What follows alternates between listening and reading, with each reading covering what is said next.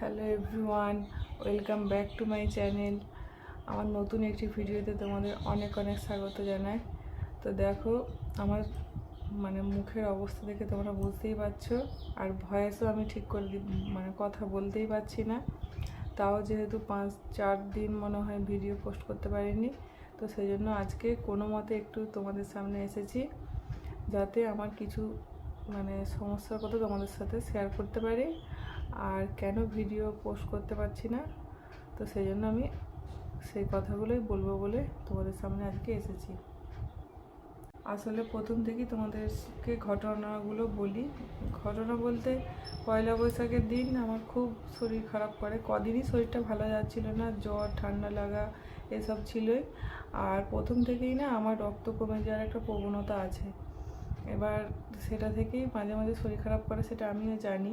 এবার পয়লা বৈশাখের দিন সকাল থেকেই খুব শরীরটা খারাপ করছিল আর খুব দুর্বল লাগছিল।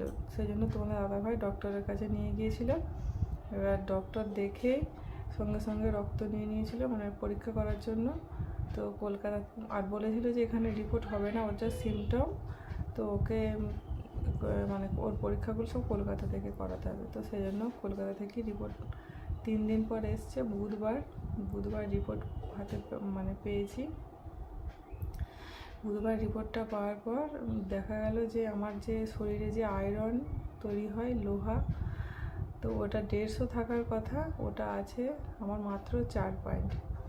তো সেই জন্য আমার এত শরীর খারাপ কমে, এবার রক্তটা শরীরে তৈরিই হয়নি। যতই আমি রক্ত হওয়ার ট্যাবলেট খাই বা এমনি খাবার ভালো মন্দ যাই খাই, আমার শরীর রক্ত তৈরি করতে পারছে না, যার জন্য এত শরীর খারাপ করছে। এবার দাদা তোমাদেরকে দেখিয়ে দিই একবার। দেখো রেজাল্ট, দেখো 4.85 ml আছে। আর এখানেতে ওমেনদের ক্ষেত্রে দেখো কতটা থাকা প্রয়োজন, 13 থেকে 150। আর এটা হচ্ছে মেয়েদের ক্ষেত্রে। আর ছেলেদের ক্ষেত্রে দেখো 30 থেকে 400। আমার সেখানে কত আছে দেখো। তো এই জন্যই আমাকে হসপিটালে ভর্তি হতে হয়েছিল। আর ওখানে রক্ত ওই আয়রন ইঞ্জেকশান অনেক কিছুই দিয়েছে। দেওয়ার পরে ভালোই সুস্থ ছিলাম। তা সেদিনটা খুব ভালোই গেল। একটু অসুস্থ ছিলাম, গেছে বলে ওইগুলো অত সেলাইন ইঞ্জেকশান রক্ত সব কিছুই গেছে। তো আমি ভেবেছিলাম হয়তো ঠিক হয়ে যাবে, কিন্তু তারপরের দিন দেখি এরকম এই মুখের সাইডটা আরও ফোলা ছিল। আজকে তো আমি 4 দিন পর ভিডিওটা করছি, মুখটা এই ফুলে গিয়েছিল।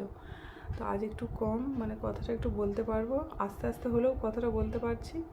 তো সেই জন্য ভিডিওটা করছি। আর এটার সমস্যা, এখন সমস্যা বলতে এটা একটু কমে গেলেই আমি একটু বাঁচি। আমার আর মরা থেকে মনে হচ্ছে যেন বেঁচে বললাম, জানো তো, এত কষ্ট পেয়েছি, এখনও পাচ্ছি। আর এইটার জন্য এত জ্বর, পেটের যন্ত্রণা। তো এখন সমস্যা বলতে এই মুখের ফোলাটা একটু কমে গেলেই আমি একটু বাঁচি। আর তোমাদের দাদাভাই যথেষ্ট করছে, সারাদিন সবসময় আমার পিছনেই পড়ে আছে, খাওয়াচ্ছে। এবং শক্ত খাবার কোনো কিছু খেতে পাচ্ছি না, ওই সুজি ছাতু এসব খেয়েই আমার এখন দিন কাটছে। আর ভাত একদম গলা গলা হলে খেতে পারছি একটু 2 চামচ, না হলে একদমই কোনো কিছু খাবারই খেতে পারছি না। আর মেয়েটাকে তো মনে হয় সেই 5 দিন আগে কোলে নিয়েছি, আর কোলে নিতেও পারিনি। তো যাই হোক, এগুলোই বলার ছিল, এর জন্যই আমি ভিডিও করতে পারছি না। আশা করি সুস্থ হয়ে গেলে আমি রোজ ব্লগ দিতে পারবো আবার। আর হসপিটালের ভর্তির যখন আমি অ্যাডমিট ছিলাম, তো সেই ক্লিপ কিছু তোমাদের সাথে আমি শেয়ার করে দেবো, তাহলে দেখলেই তোমরা বুঝতে পারবে আমি কথাগুলো সত্যি বলছি কিনা মিথ্যে। তো চলো, আমি আজকের ভিডিও এখানেই শেষ করছি। তোমরা আমার জন্য একটু প্রে করো, যাতে আমি তাড়াতাড়ি সুস্থ হয়ে যেতে পারি আর খুব তাড়াতাড়ি ব্লগ দিতে পারি। তো চলো, টাটা।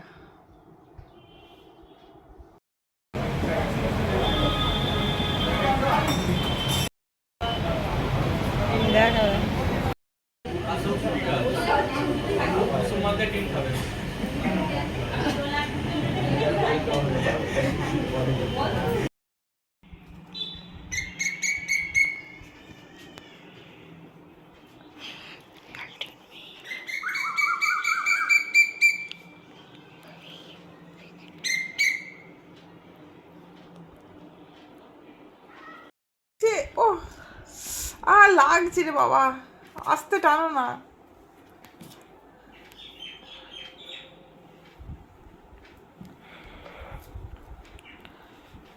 আটাটা একটু জল দিলেই নষ্ট হয়ে যেত। কে টানতো?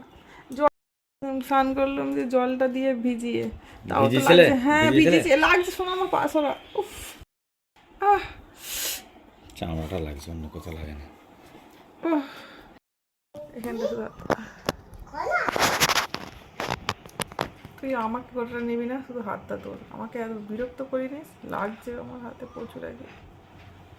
তোমার হাতটা নিয়ে রেখেছি। থ্যানোসের হাত লাগিয়ে বসে আছে।